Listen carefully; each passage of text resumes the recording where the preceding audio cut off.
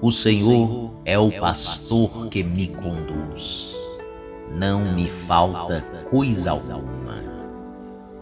O Senhor é o pastor que me conduz. Não me falta coisa alguma.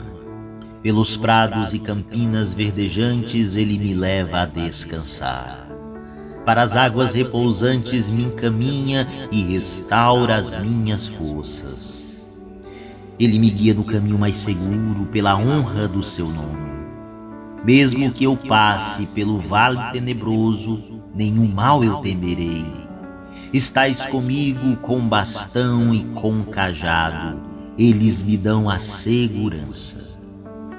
Preparais à minha frente uma mesa, bem à vista do inimigo. Com óleo ungis minha cabeça, e o meu cálice transborda. Felicidade e todo bem hão de seguir-me por toda a minha vida, e na casa do Senhor habitarei pelos tempos infinitos. O Senhor é o pastor que me conduz, não me falta coisa alguma. Exorto aos presbíteros que estão entre vós, eu, presbítero como eles, testemunha dos sofrimentos de Cristo e participante da glória que será revelada. Sede pastores do rebanho de Deus, confiado a vós, cuidai dele não por coação, mas de coração generoso, não por torpe ganância, mas livremente, não como dominadores daqueles que vos foram confiados, mas antes como modelos do rebanho. Assim, quando aparecer o pastor supremo, recebereis a coroa permanente da glória. Na primeira leitura, São Pedro, o primeiro Papa, exorta aos presbíteros, aos padres, que têm a missão de pastorear o rebanho de Deus, que sejam um modelo para suas ovelhas, cuidando delas não por coação, mas com generosidade. Esta exortação também serve para nós, para todos nós, que de uma forma ou de outra somos responsáveis por cuidar, orientar, encaminhar. Mesmo aquele ou aquela que é jovem, por ser um cristão ou uma cristã e assumir a salvação de Jesus, é na sua família, no seu ambiente de trabalho, no mundo, pastor daqueles que precisam conhecer o amor de Deus.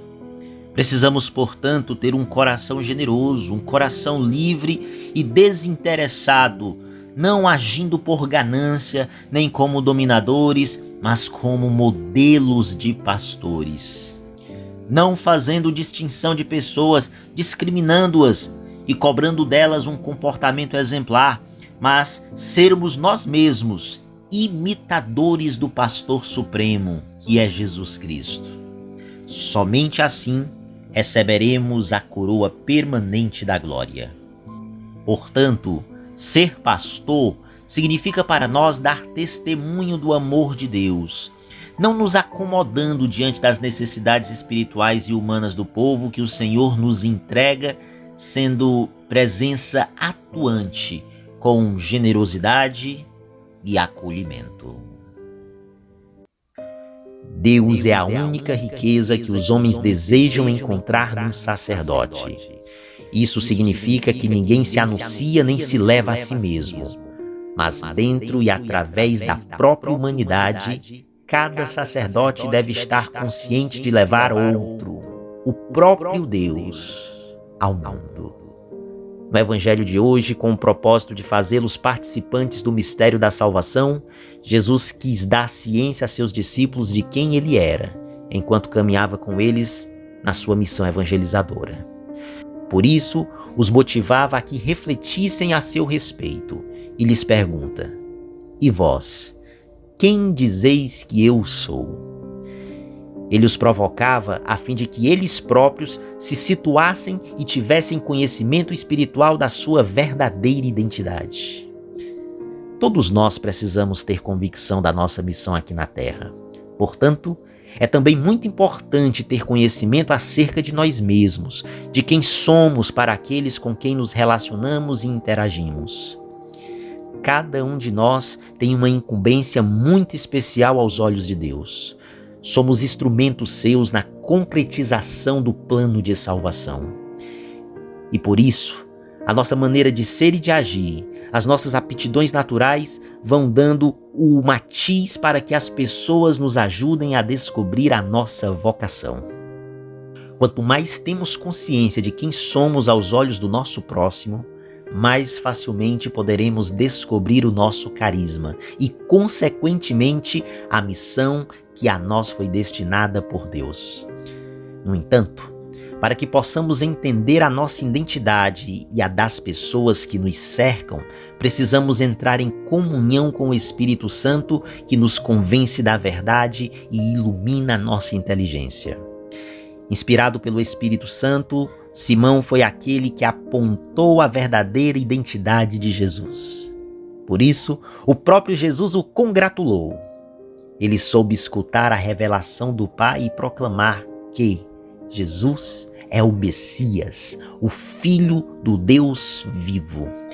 E foi aí então que Jesus o conscientizou da sua missão aqui na terra, dando-lhe poder e autoridade para ser o chefe da sua igreja. Tu és Pedro, disse Jesus, mostrando que o seu nome identificava a sua missão de pedestal da igreja nascente. Quando entregou a Pedro as chaves do reino dos céus, Jesus mostrou que o reino dos céus começa aqui na terra, na igreja nascente. Santo Tomás de Aquino chama a atenção para o número das chaves que são dadas a Pedro. Note-se que o próprio brasão pontifício de cada papa é retratado com 2 chaves, uma de prata e outra de ouro. Essas 2 chaves são, em primeiro lugar, a palavra de Deus, por meio da qual os homens são instados a mudar de vida. E depois, os sacramentos, com os quais Jesus renova a natureza humana, tornando-a parte do seu sagrado corpo místico. No uso da primeira chave, os sacerdotes precisam saber que a palavra pertence inteiramente a Jesus. O chamado direito canônico existe justamente para prevenir os pregadores contra a tentação de anunciar ideias próprias e projetos pessoais, trocando assim os tesouros do Evangelho por 30 moedas de prata. Como ensinou Bento XVI durante o ano sacerdotal, Deus é a única riqueza que, de modo definitivo, os homens desejam encontrar num sacerdote. Isso significa que ninguém se anuncia nem se leva a si mesmo, mas, dentro e através da própria humanidade, cada sacerdote deve estar bem consciente de levar outro, o próprio Deus, ao mundo. A segunda chave é a dos sacramentos, pelas quais o homem é ontologicamente transformado em nova criatura. Jesus preparou a segunda chave na cruz, para que as pessoas, de graça em graça, de fé em fé, chegassem à realidade do céu. E os sacramentos são mais eficazes se a pessoa estiver aberta a acolhê-los e disposta a viver segundo aquela graça.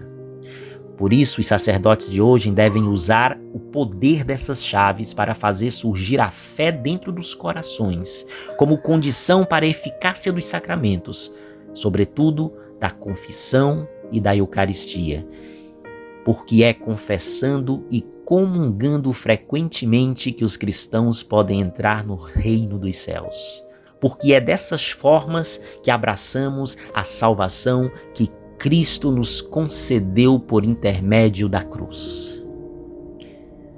Somos felizes na medida em que, como Pedro, também reconhecemos que Jesus é o Cristo, o Filho do Deus vivo. Por isso, Ele está no meio de nós, na palavra proclamada e nos sacramentos vivenciados. Louvado seja o nome de nosso Senhor Jesus Cristo, para sempre seja louvado.